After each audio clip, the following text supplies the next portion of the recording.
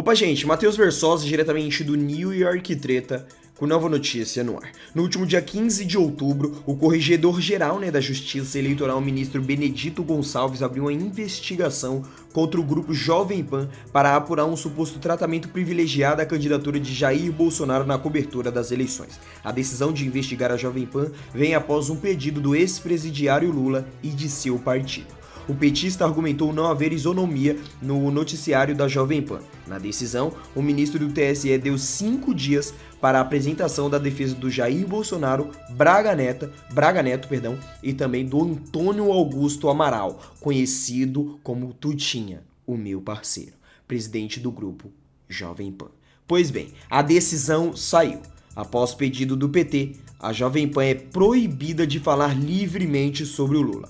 A decisão do TSE proíbe jornalistas e comentaristas do grupo Jovem Pan de se manifestar livremente sobre o Lula, além de um pedido de investigação do ministro Benedito Gonçalves contra a cobertura da corrida eleitoral feita pelo grupo. Em seu Twitter oficial, a Jovem Pan publicou um vídeo falando sobre o caso. Roda.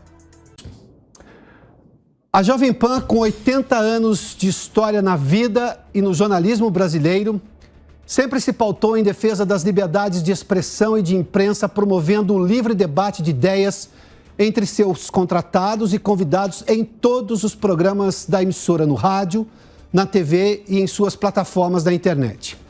Os princípios básicos do Estado Democrático de Direito sempre nos nortearam na nossa luta e na nossa contribuição como veículo de comunicação para a construção e a manutenção da sagrada democracia brasileira, sobre a qual não tergiversamos, não abrimos mão e nos manteremos na pronta defesa, incluindo a obediência às decisões das Cortes de Justiça.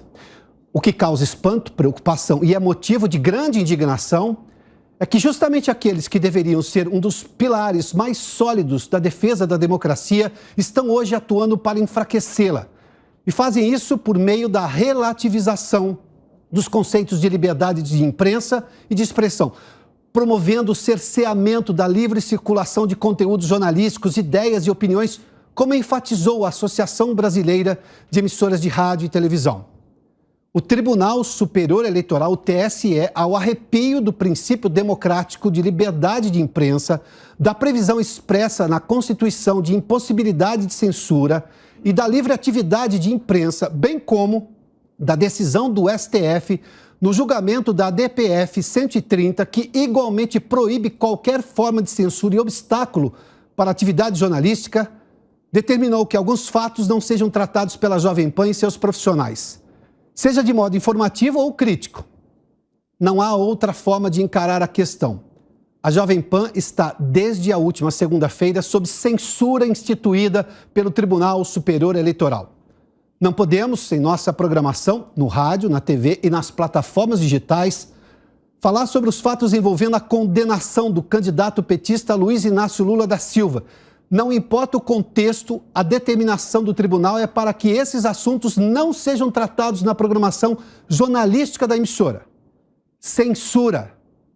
É preciso lembrar que a atuação do TSE afeta não só a Jovem Pan e seus profissionais, mas todos os veículos de imprensa, em qualquer meio, que estão intimidados, justo agora, no momento em que a imprensa livre é mais necessária do que nunca.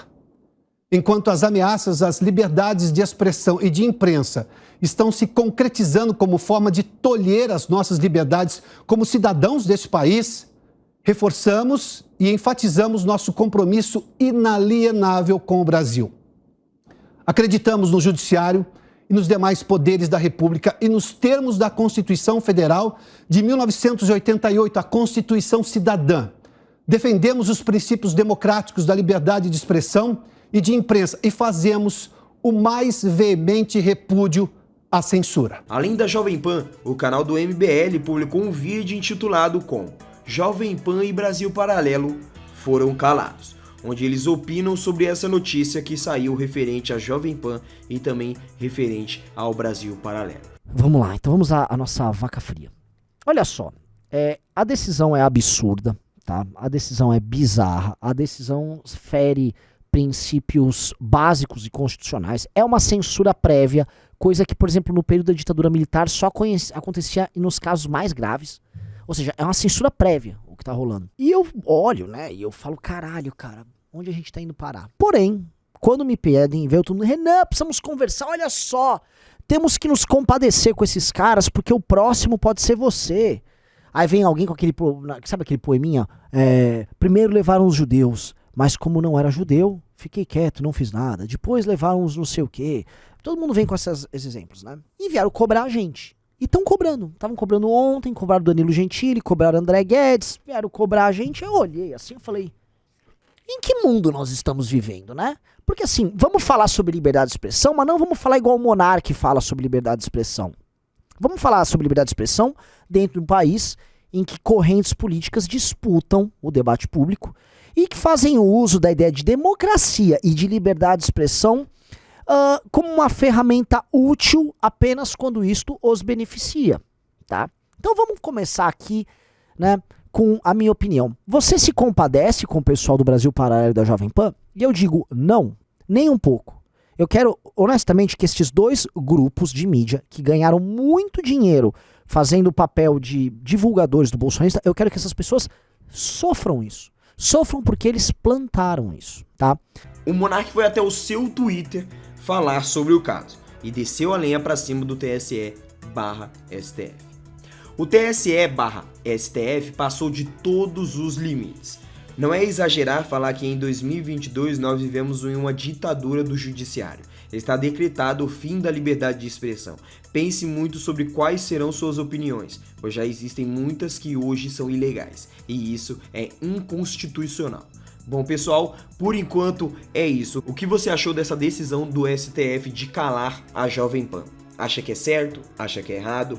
Acha que a Jovem Pan está dando umas alisadas pro lado do Jair Bolsonaro? Como é que é?